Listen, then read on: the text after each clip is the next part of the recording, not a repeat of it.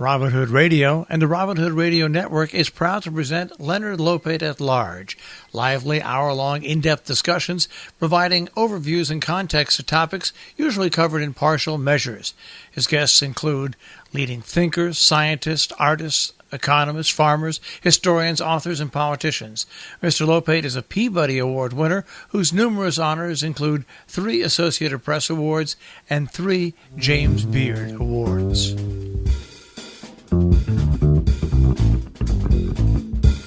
Welcome to Leonard Lopate at Large. I'm Leonard Lopate.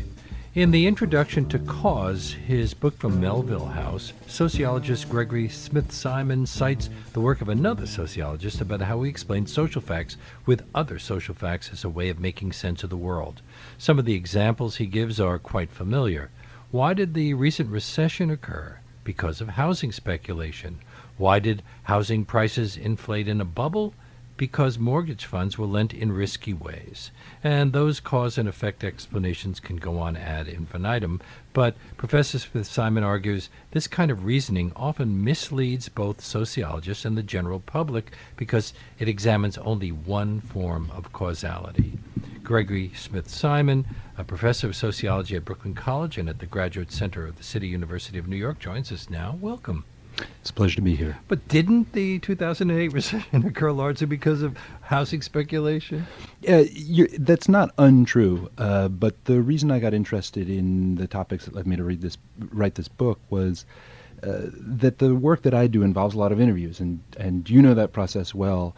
And it's really the process of people telling stories. And I got interested in the way that people tell stories and the way that they seek to explain things, in part because you find sometimes that those stories don't make any sense. And you say we misunderstand causality because we're humans. Yeah, it's very natural. And, you know, as sociologists, we think about the social world all the time, but really it's something that dances with the physical world, with our biological reality. And so I wanted to understand how those things relate. And you cite some other examples of this way of thinking that are a bit more iffy. 9/11 was a government conspiracy to push the U.S. into war with Iraq. America's segregated neighborhoods are the result of white and black preference. Changes in sex education curricula and the rate of condom usage led to the decline in teenage pregnancy. Do we pick and choose the explanations that best fit into our worldviews and confirm what we already believe? We sure do, and it goes even farther than that. You know, there are certain types of explanations that work for us. Among those, as you say, are explanations that need to fit our pre-existing understandings. And often when there's a political story that doesn't fit, we just have a hard time, irrespective of what we want to dismiss, of making sense of that. And so I was sometimes getting stories when I was out in the field that I knew weren't actually true, but fit the kind of story somebody needed to tell themselves. Other times, honestly, you know, you would do an interview and you'd get an outright fabrication. So I needed to think about, you know, stories and reality and the relationship between them. And you argue that the problem is that causal stories tend to oversimplify, moralize, ascribe blame, and identify heroes and villains. And the funny thing is that we don't pay very much attention to how things actually happen. You know, when we as a society are facing a crisis, we're very concerned about it. When that crisis gets resolved, we spend astonishingly little time trying to figure out why it went away. You know, I'll ask people why the Vietnam War ended, and I rarely get a satisfying explanation. You mentioned teenage pregnancy, and I was in high school at the height of the teenage pregnancy crisis. We were all told that it was a crisis. Well, today, teen pregnancy rates are at a historic low, and I don't think anybody bothered to pay much attention to why that changed so dramatically. But it isn't because of sex education? You know, I would love it if it were, because there was sex education when I went to high school, and that was a long, long time ago. Well, and there are cities that introduced comprehensive sex education and saw pregnancy rates fall, and that's great. But then you have a state like Texas that had horribly inadequate sex education, closed women's health clinics, and still saw teen pregnancy rates fall. So the evidence doesn't bear out the single line story that we want to tell. Can't our religious convictions also influence the way we interpret cause and effect? People become victims of natural disasters because they have engaged in sinful behavior. There are all sorts of explanations like that, and I think that it's fascinating to look at the relationship between sort of predator and prey, victim and victor. Barbara Ehrenreich has a book that I've always loved called Blood Rights that talks about why people go to war. And, we think of ourselves as, in the gendered sense, man the hunter, when in fact evolutionarily we've spent most of our time evolutionarily as lunch.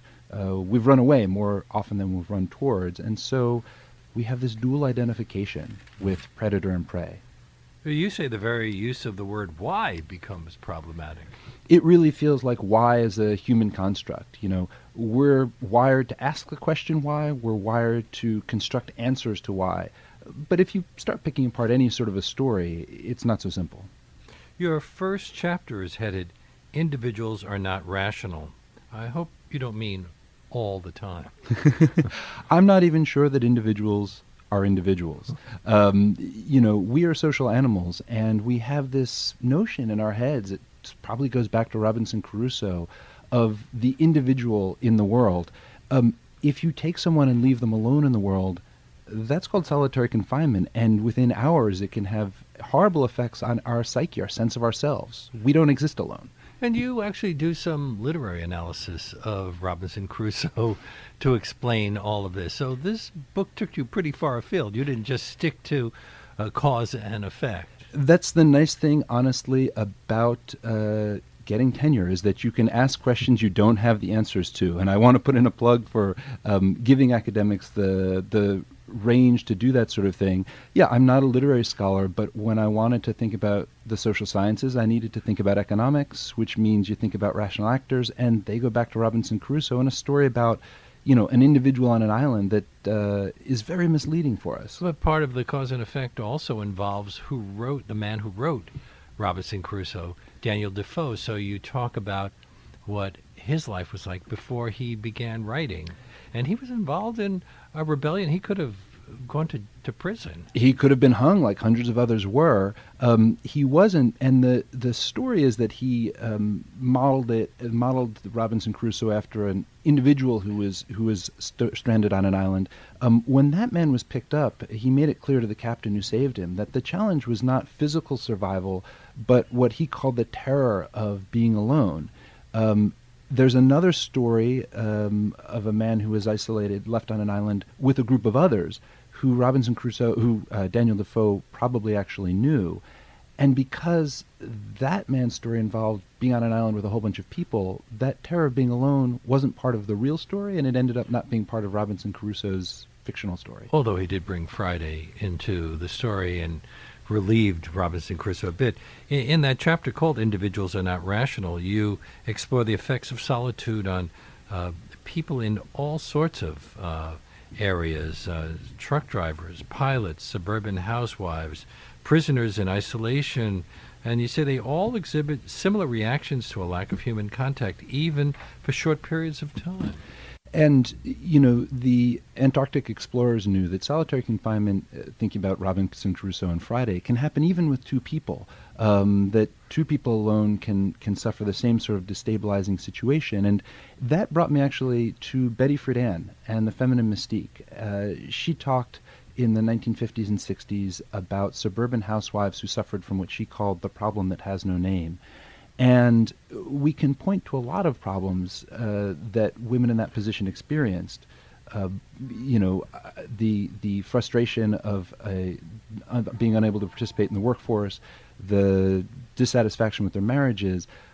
But in a significant measure, it's clear that those women were telling her they were unhappy in the suburbs where they were alone. But it seems to have kind of really extreme we have extreme responses. You cite abnormal brain activity, hypersensitivity to stimuli, hallucinations, anger, paranoia, mood swings. Just because, so truck drivers are facing that sort of thing when they're on the road for a long haul? It's frightening. You were reading from the descriptions of prisoners in solitary confinement and what they experienced. Truck drivers on the long haul will describe seeing things on the roadway that aren't there. And when you listen to Friedan's quotes of housewives with their young infant children out in the suburbs in the 1950s with no car, stranded in those subdivisions, they're describing the same thing: depression, mood swings, anger, lack of motivation. They're describing out in these idyllic suburbs the emotional experiences of solitary confinement. You also say that despite the value Americans place on individuality and rationality, we are fundamentally social beings and create and understand the world from a social perspective. We really do. There's not much possibility of us being alone. I would say that, commuting to work in a car for half an hour requires a car radio or something to listen to. And in the same way, there's very little that we know as individuals. The things that you're certain are true, almost without exception, are things that the people around you agree are true as well. It's hard to hold a belief in isolation. I've always wondered why some people are more empathetic and less judgmental than others. That's a good question, but I think it speaks to the way that we are connected to other people, and whether you judge people harshly or sympathetically, it's about your relationship to their story. Do you want to argue with the story that they're telling, or engage with the story that they're telling? Is this something that comes from just the way you were brought up? Your parents were really always interested in other people's stories, where other parents were dismissive all the time? That's a good question. The same reason that we often wind up in the same political party that our parents were in? I imagine that it may even go beyond political party, in that, I sometimes think about researchers like myself being interested in understanding, say, a story or root causes, and people who are attracted to getting into electoral politics being interested in the dynamic process of making something happen, right? Understanding the problem or being part of what's changing the problem. And, in terms of understanding, I think we can think about our need for confessions, right? The way that we're relieved when somebody admits that what we think is true is true. We may know something for certainty, but from the Spanish Inquisition to the torture in Iraq, we need to hear people tell us what we know, or it drives us crazy. We wind up with false confessions as well. It's always confusing to somebody who has not been put through that experience why somebody, after an awful lot of interrogation, would finally admit to a crime that he or she didn't commit. It's even more hard to understand is, we've seen the effect that long interrogation takes, and the gold standard, as the criminal justice reform folks point out, the gold standard of the signed first-person confession is almost meaningless. You can get them out of all sorts of people for things they didn't do.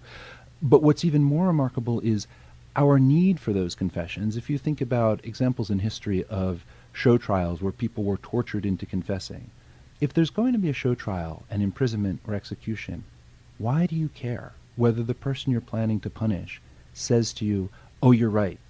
I was a counter-revolutionary. I was a spy. I was an agent of a foreign government." Their fate is already sealed, but we need it in writing? We need that admission, even though we're extorting it through torture that we know means they'll say anything. It's a peculiar feature of human thinking.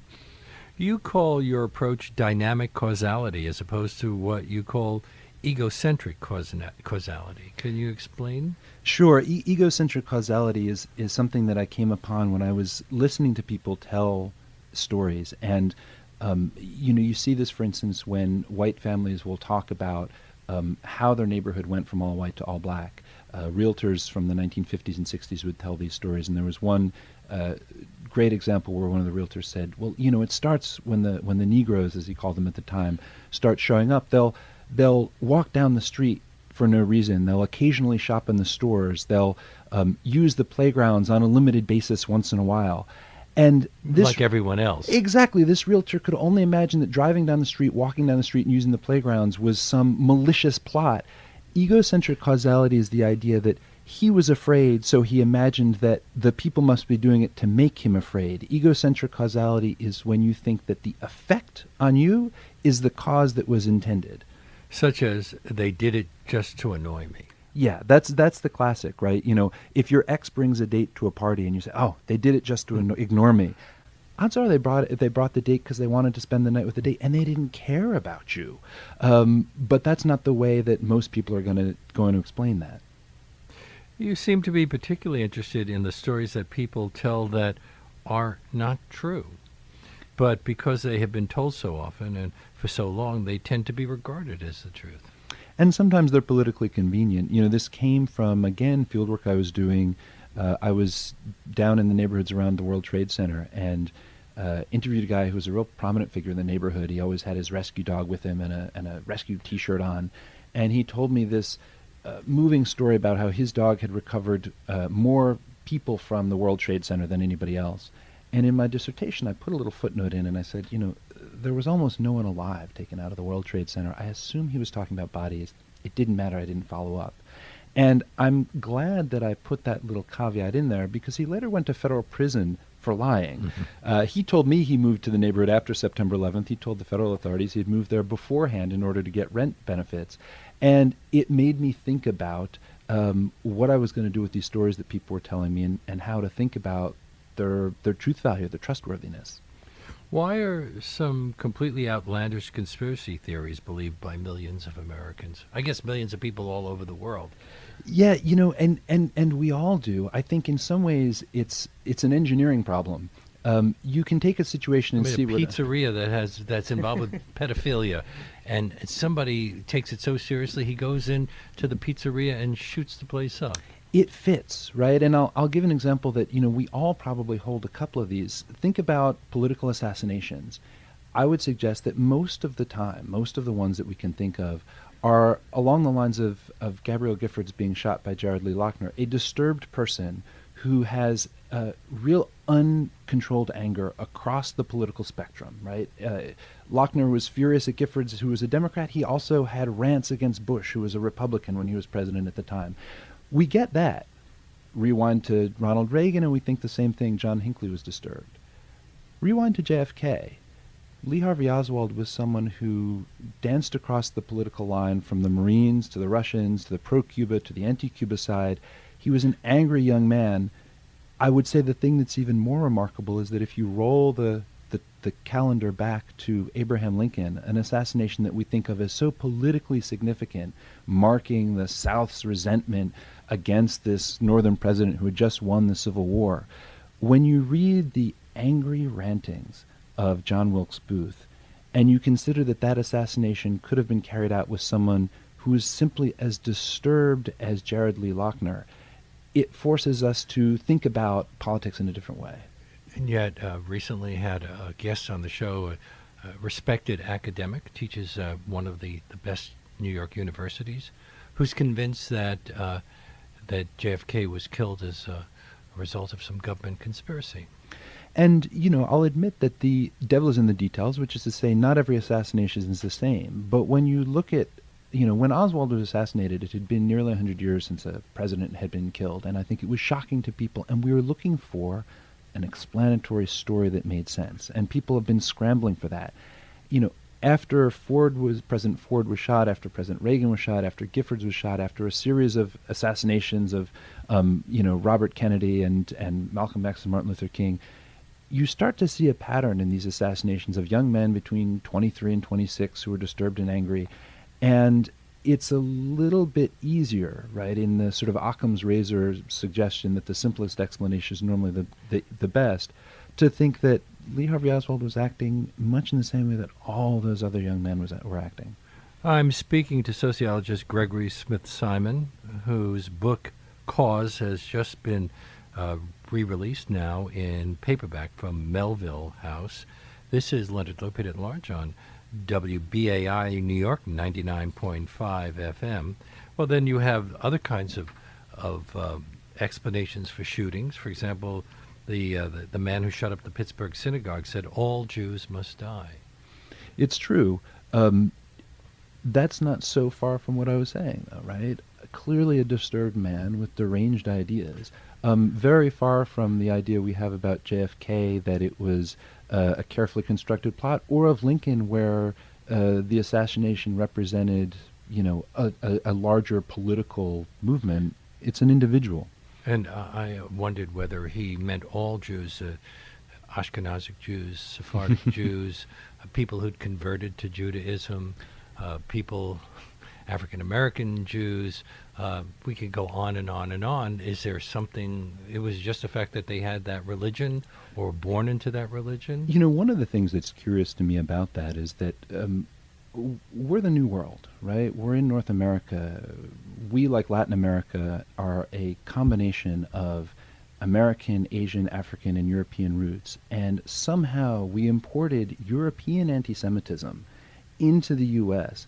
Europe has had a history of anti-Semitism for literally 1,000 years. Why well, Luther really pushed it hard. Yeah, and you know, kings and states for centuries have issued anti-Semitic decrees and have used Jews as scapegoats. How that particular type of hate showed up here on these shores is an odd cultural inheritance that, you know, I think we all wish we had, you know, that immigrants had left in the home country. President didn't condemn the people who said the Jews will not replace us. So, but anyway, how important is the role of the internet in spreading these kinds of stories? People blame the social media for so many things these days. That's true. It certainly changes the way that things get communicated, but I'm not sure that it changes the types of stories we tell. Right? Our ability to spread them is different. I'm also curious about the way that it changes those social connections. You know, what's interesting to me about the internet is that it's one of these technologies that we adapt. It becomes part of our lives, and we quickly can't imagine what life was like before that, in the same way that, you know, think about the arrival of the telephone, right? Before the telephone, for all of human history, once someone walked out of earshot, you couldn't hear their voice anymore. That must have been a tremendous shift in your perception of the world, on par with the arrival of the internet, but we don't think about that moment anymore.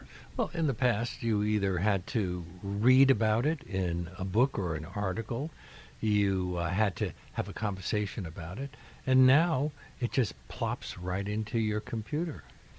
It's true, you can find things all sorts of places, and it also means you can connect with people. I have this discussion with my students all the time when they're out in the world doing field work and they go into a Burger King or a Starbucks, and there are 4 students sitting in a booth, and they all know each other and they're all on their phones. I ask them, so if the 4 students didn't have their phones and were talking to each other, are they more connected or less connected than the 4 who are sitting there on their phones? And some students will say, well, it would be better if they were paying more attention. But a large number of them say, no, in fact, they're more connected on their phones because the old-fashioned situation is a conversation among 4 people. With everybody's phones in their hand, it may be a conversation among 40. That's not the way that I would have seen it, but they make an interesting case. And our social network is different in that way, in a way that we're not returning to. It's been suggested that Russian hackers had a major impact on the last presidential election because of things that they spread on the internet through social media. That there certainly seems to be evidence that they made those efforts. Is that a cause and effect situation? It is. I would suggest, and I'm sure that WBAI listeners will not be surprised to hear me say that, you know, the American government knows plenty about interfering with elections even before the days of the internet. The technology may be new, but the impulse and the practice is certainly not. Latin Americans specifically, and of course we could always invoke the Monroe Doctrine as an excuse.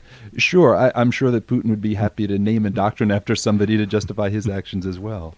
You give the way people respond to the diabetes epidemic as an example. Since weight gain greatly increases a person's chances of developing diabetes, you say still egotistical causality blames the victim for lacking self-control. Well, shouldn't people try to eat better and exercise? Sure they do. Diabetes runs all through my family, and I try to do exactly that. At the same time, I've done a good amount of research on diabetes, both with patients and with doctors. And what you see, by and large, is people having a very hard time controlling diabetes and doctors not being successful. I'd suggest this is an example of a place where doctors could practice better medicine if they brought in a little sociology. Instead, what we have, again, going back to the internet, is body shaming.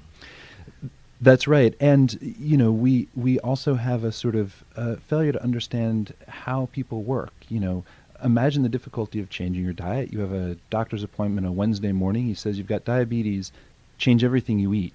Well, if, for instance, you're a Chicano family in Texas and the food you eat is part of your identity, it's sort of like the doctor saying, so you have diabetes, stop being Latino. So what would the dynamic causality response be? Well, there are a couple things that I think that the approach can contribute.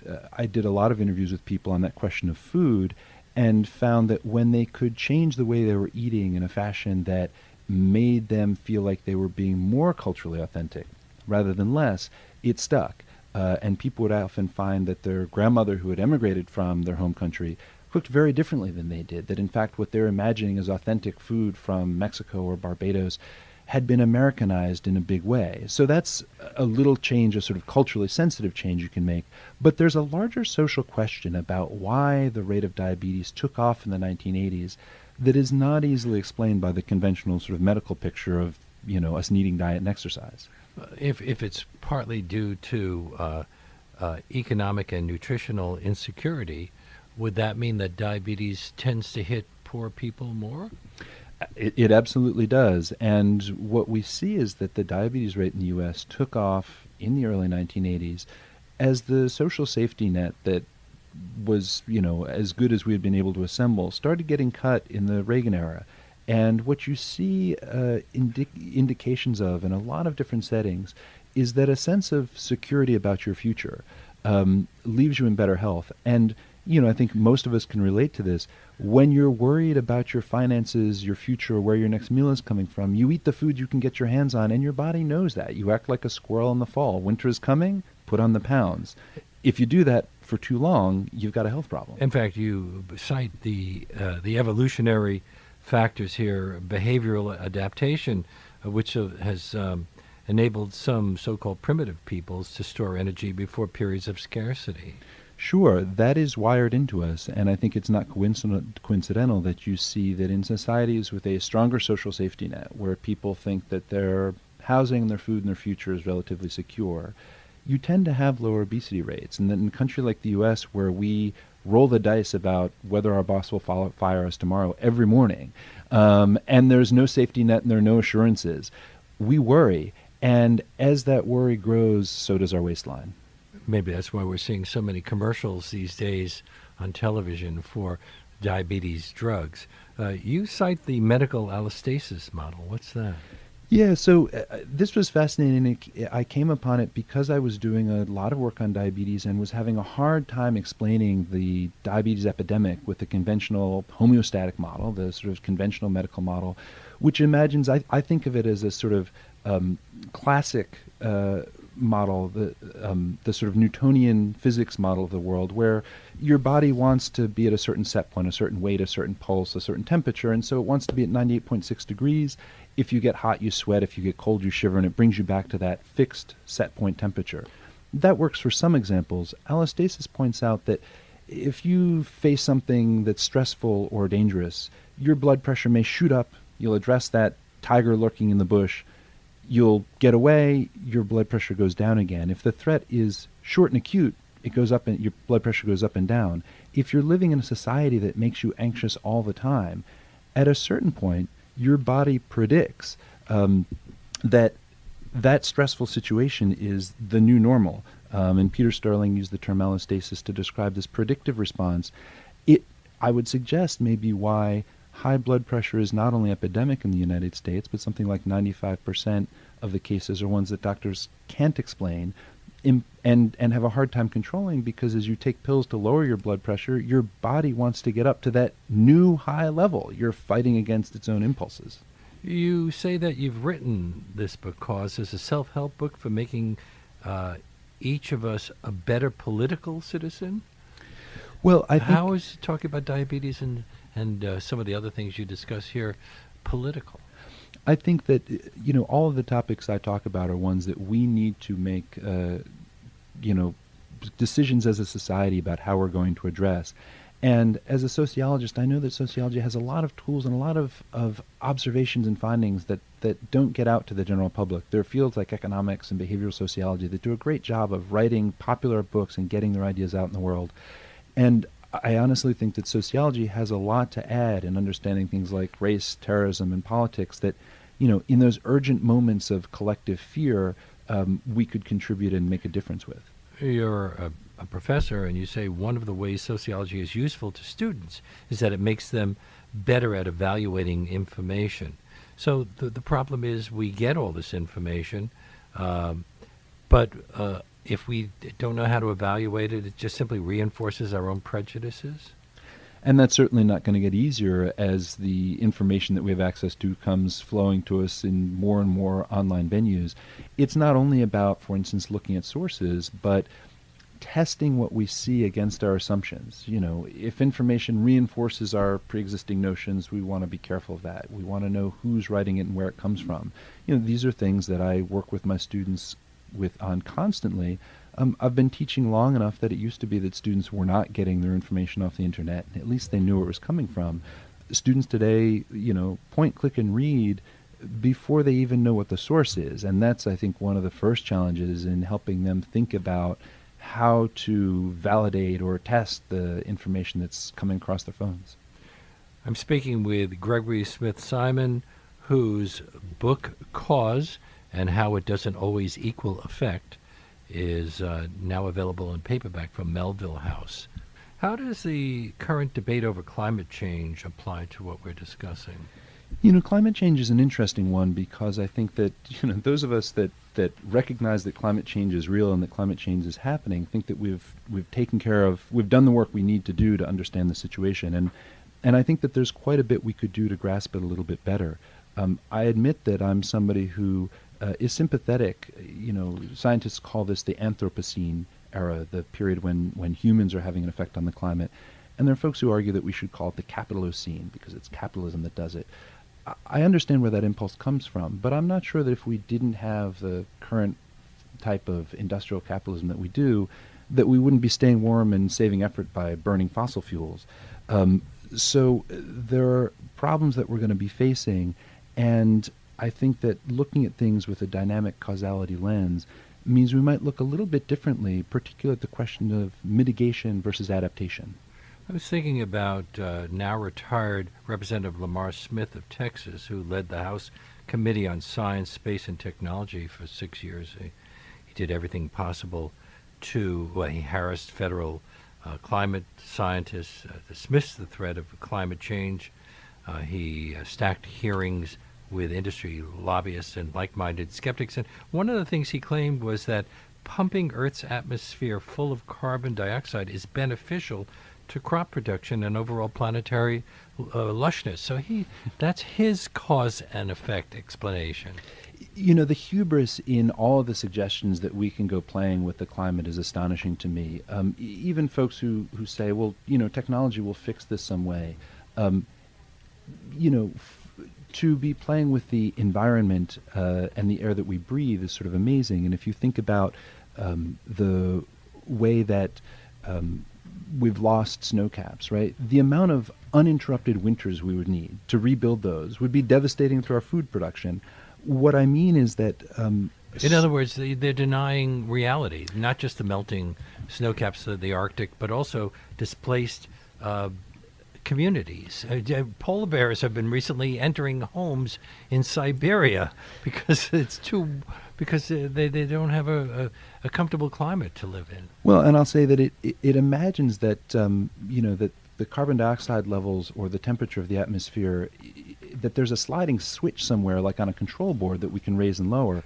We have affected the climate, but we can't easily tweak it to the exact spot we want, and that's one of the reasons that I think that while certainly we want to reduce the effect of climate change, the degree to which temperatures will continue to warm, which they will, it's probably worth focusing on adaptation to a significant degree and thinking about it a little bit differently. It's been pointed out that the climate change deniers don't make a distinction between weather and climate, which allows them to use a snowstorm as a way of saying that there's no global warming after all. Does the climate change debate derive from asking the why rather than the how? It does, and it goes even farther than that. Some folks will look at that sort of climate change denial and say, what we need to do is get away from the why question. Let's not ask why climate is changing, because it is. Let's engage climate change deniers on adaptation, in other words, in responding to climate change. And there's a saying that adaptation is agnostic. And the idea is that we would have to argue over the science of why the temperatures in the seas are rising, but that we could all agree that we need to, say, protect against hurricanes. I think that's not actually true.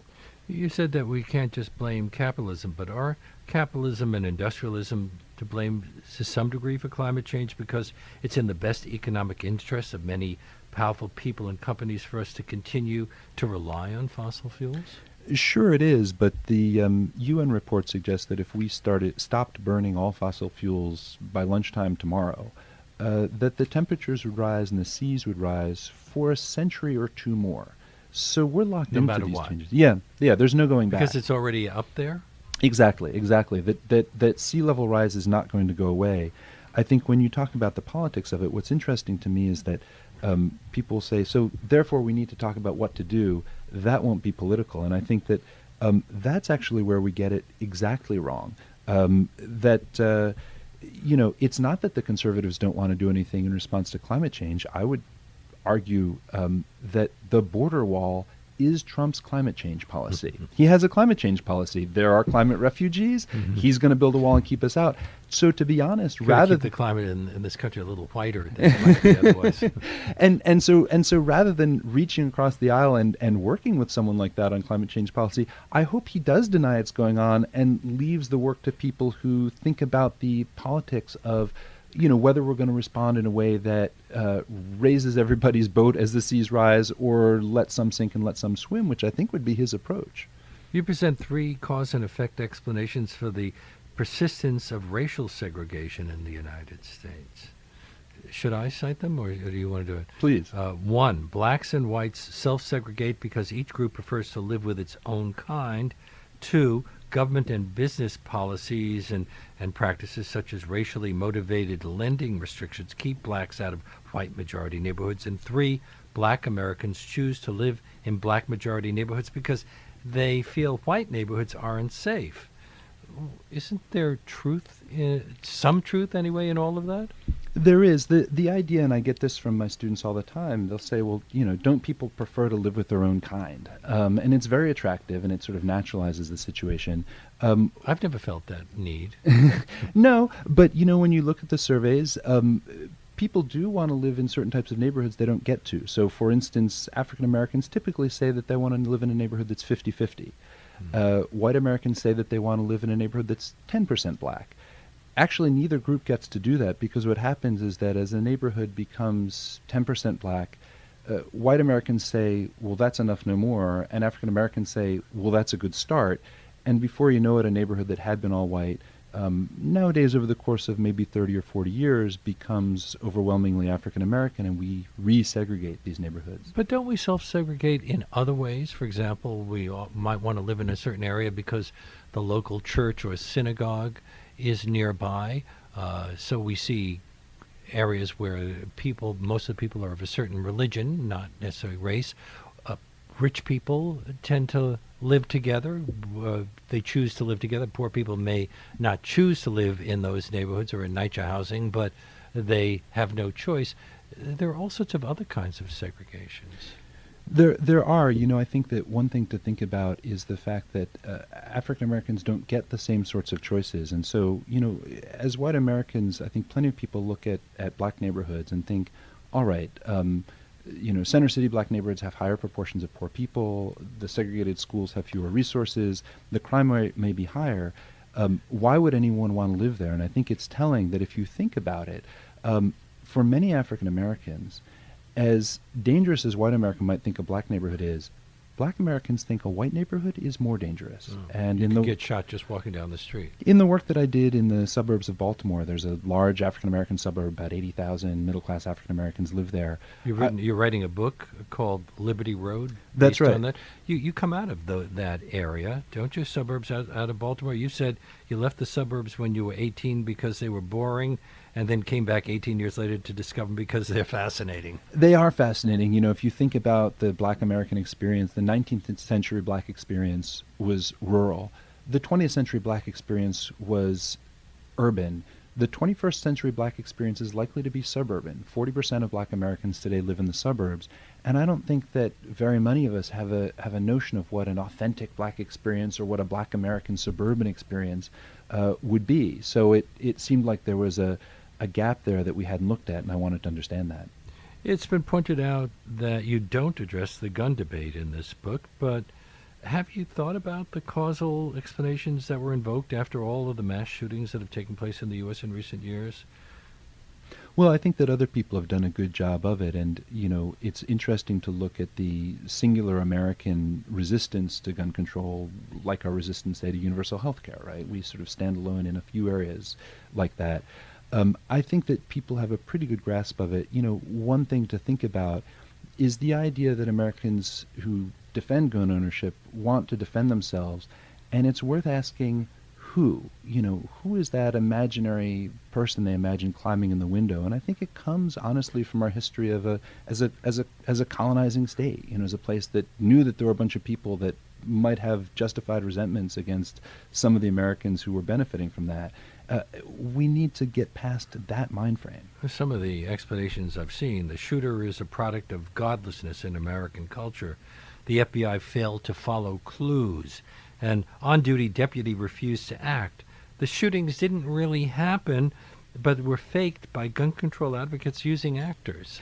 Well, and that conspiracy theory mindset about the fake shootings goes back to what I was saying about how it's hard for us to accept things that don't fit our preconceived notions. And so if you don't want to believe that guns are dangerous, which is a strange sentence to say, incidents where that seems to be the case are going to be ones that you dismiss. We all do that. I think that there are a small number of people with those conspiracy theories who have a harder time than most Americans in recognizing that those things happen. Your field, sociology, covers race, class, gender identity, sexuality, ability, but you say, I'm quoting, sociology as a field hasn't really done a good job of taking all the stuff that we know and presenting it to the mainstream in a way that contributes to public debates. Why has it failed? I honestly don't know, because for me, sociology is the most fascinating discipline. I mean, the things that you just listed are at the core of, almost any of the big political arguments that we have. And sociologists do research in areas that can really contribute, have understandings of race, of class, of economic inequality, of sexuality and gender that can really inform our popular discussions. We're not a field that has done a good job of writing engaging popular books, but I really think we can. There's terrific information there, and I hope that this book is a first step. You're a professor of sociology at Brooklyn College and at the Graduate Center of the City University of New York. Should I assume that your students are most likely to subscribe to liberal cause and effect answers? I think my students are from Brooklyn, which is a vast and diverse borough. It's fascinating to teach those students because in some ways, sure, that's true. They're almost all immigrants and the children of immigrants. They're from a largely working class borough, although there's diversity there. So on the one hand, they understand things like race, immigration, and class, and how hard it is to make a living in Brooklyn, in New York City, no matter how hard you try. On the other hand, it's funny, living in Brooklyn, there are things that they are sometimes less likely to see. Their experience of high school is that everybody's from somewhere. And so the idea that there is anti-immigrant sentiment is actually something that is, I'll say, further from their everyday experience than if you were teaching students who are in a wider, more homogeneous part of the country. Brooklyn is a different experience. Well, are things changing as Brooklyn becomes more and more expensive as a place to live? People are being priced out of what in the past was considered affordable housing? Brooklyn College is geographically dead center in the heart of Brooklyn, and it's a fantastic experience. But it's the end of the line if you're taking the subway. Which means that half of Brooklyn doesn't get served by those subways. But the perspective you get sitting in the middle of Brooklyn is that while housing is expensive for everyone in New York, and has been for 30 or 40 years, and wasn't before and doesn't need to be, the gentrification that we're talking about, though it's chronic in neighborhoods and the cost of housing is high even in neighborhoods that are not gentrifying, that brownstone Brooklyn that my brownstone Brooklyn friends see as the whole borough is a thin crust along the edge of Brooklyn that's along Manhattan, that the borough is much vaster, more diverse and more interesting than you'd get an impression of if you were just in Park Slope. Gentrification has led to integration of Bed-Stuyvesant, for example. Is that a good thing or a bad thing? Because people are being pushed out of their homes or selling them because houses that were worth very little in the past now can go for $1 million.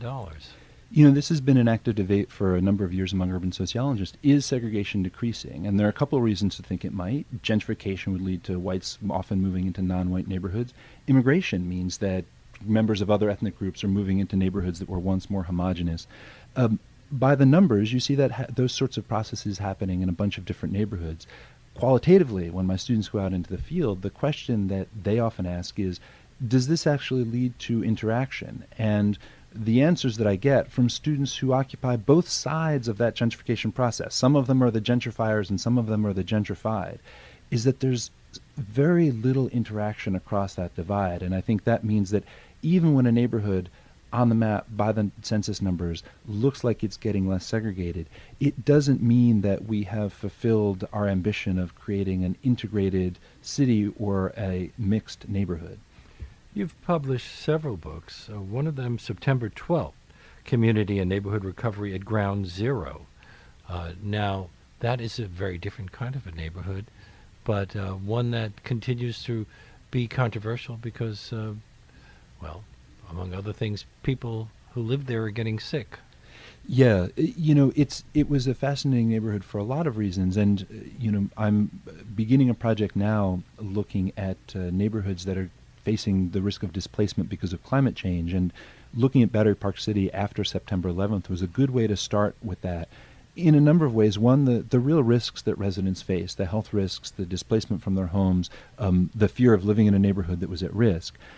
On the other hand, that neighborhood could be a best case model in the sense that if you look at the response from the government to the displacement in lower Manhattan after September 11th, residents got substantial rent subsidies for a couple of years because local and federal authorities didn't want those neighborhoods to get depopulated. Think back to the poor neighborhoods in Brooklyn and the South Bronx in the 1970s and 80s that were depopulated, and the fact that the city didn't have enough money to board up the windows of abandoned buildings. So when I think about displacement, if you compare the thousands of dollars per residence that they got to their benefit in Battery Park City and compare it to the completely inadequate response in New Orleans after Hurricane Katrina, it makes you think about Battery Park City as perhaps a reference that we should use when thinking about what to do for all kinds of neighborhoods, not just wealthy neighborhoods near the financial center, when disaster strikes. But the South Bronx has bounced back to some degree. It just took a while. It has, and that story is really a story about immigration, right? New York has always been populated by immigrants, and when we closed off the taps in the late 1920s to 1965, you didn't have new people coming into the city. It hasn't been really the yuppies and bankers that have repopulated those neighborhoods, but immigrants. It's one of those ways that one policy can have an unexpected effect on another. Just one more thing. You've said your approach has been inspired in part by Ben Lerner, a CUNY Distinguished Professor of English at Brooklyn College. Isn't he a poet? What does that have to do with sociology? He is, and I have to admit as a social scientist that it was his poetry that moved me. I happened to be on his tenure committee because I got to campus a little bit before him, and I was reading his tenure file, and he said that while he's known for his novels, he considered himself first and foremost a poet. So I dropped his file and I picked up his books of poetry and took what may have been my first crack at really reading poetry. Social scientists are not the most lyrical people by and large. And for me, what was fantastic about it was that social sciences like sociology have a bunch of tools to understand the world, and we can measure them, we can quantify them, we can qualify them, we can verify them. And I like the fact that we are a positivist scientist that can know science, that can know things. What Lerner's poetry suggested to me is that there are things that are true, these sort of gossamer threads that hold us together, that relate one person to another, that sociology traditionally doesn't have the fine-toothed tools to appreciate.